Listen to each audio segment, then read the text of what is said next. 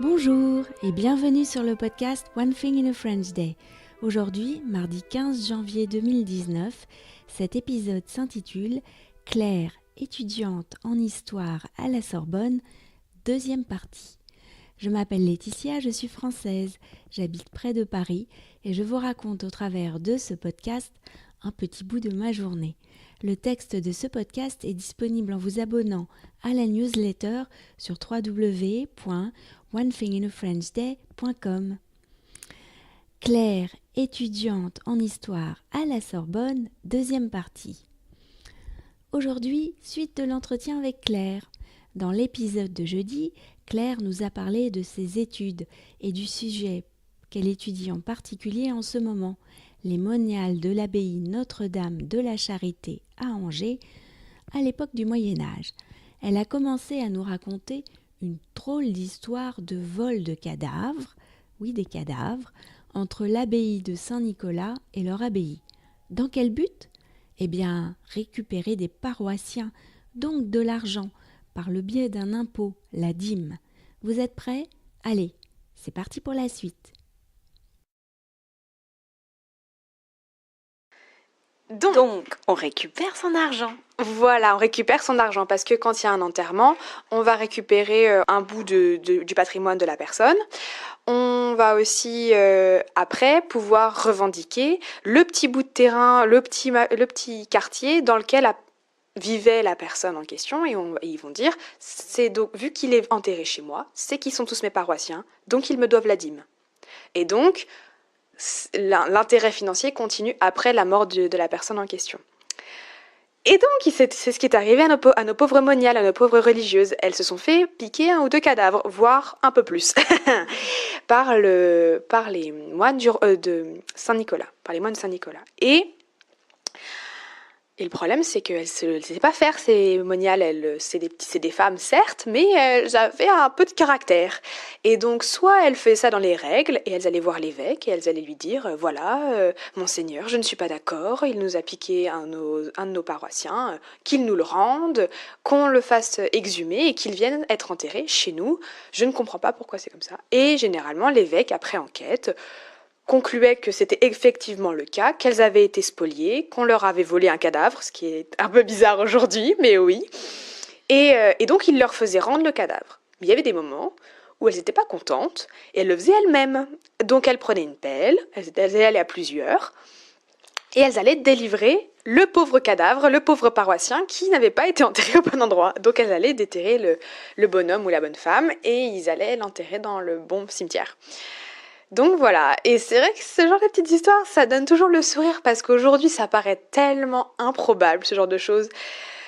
C'est vrai que c'est assez rigolo, mais à l'inverse, il faut savoir que nos religieuses ne sont pas en reste en termes de vol de cadavres, puisqu'elles l'ont aussi fait, avec une autre abbaye, l'abbaye de Saint-Serge, où elles ont volé, je crois, 1 ou 2 cadavres, et à savoir que cette fois-ci, pareil, l'évêque a été intransigeant et s'est bien rendu compte que c'était les moniales qui étaient en faute.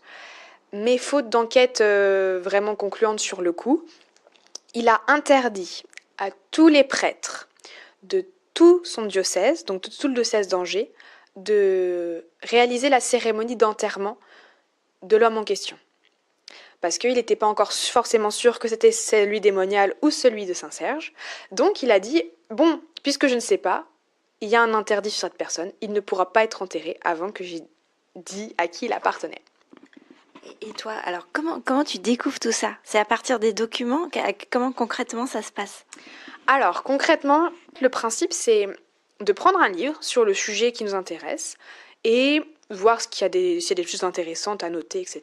Comme information. Tu es en bibliothèque ? Oui, en bibliothèque. Puis derrière, aller dans ce qu'on appelle la bibliographie. Je regarde à l'intérieur, voir s'il y a des choses qui m'intéressent. Et c'est comme ça que j'ai trouvé, notamment la thèse de Jean-Marie Bienvenu sur la réforme grégorienne et les évêques à Angers, et où j'ai trouvé toute cette histoire et toutes les références à des documents réels, c'est-à-dire à des sources réelles qui datent de ces époques-là, donc où dedans il y aura marqué le cadavre un tel a été restitué au Ronceret, donc à Notre-Dame de la Charité à Angers, Et à l'inverse, on peut retrouver dans le cartulaire de Saint-Serge, par exemple, le cadavre un tel a été restitué à Saint-Serge après avoir été volé et spolié par les monades de la Sainte Charité. C'est comme ça qu'on fait la recherche. Donc on va d'un livre récent vers un livre un peu plus ancien qui va lui-même nous conduire vers des sources qui sont ou pas à traduire, parce que il faut savoir qu'au Moyen-Âge, tout ce qui est source ecclésiastique, c'est en latin. Du latin parfois qui peut être de cuisine, mais du latin. Du latin de cuisine. Le latin de cuisine, c'est-à-dire que c'est pas du latin de Cicéron, quoi. Génial. Voilà. Pour terminer, Claire, aurais-tu des conseils de visite pour les auditeurs qui souhaitent prolonger, lors d'une visite à Paris, cet entretien autour du Moyen-Âge? Dans les monuments qui sont intéressants à voir à Paris, c'est tout ce qu'il y a sur l'île de la Cité, et notamment, je trouve, c'est la conciergerie, que je trouve magnifique, où on a en fait un vrai aperçu de la salle des gardes, la salle de garde qui est immense. Et c'est là qu'en fait on se rend compte qu'il y avait une véritable garnison pour protéger le roi, puisqu'en fait la conciergerie c'est l'ancien château de Paris, avant le Louvre. Et c'est là qu'on se rend compte que Paris est pleine d'histoires, pleine de Moyen-Âge.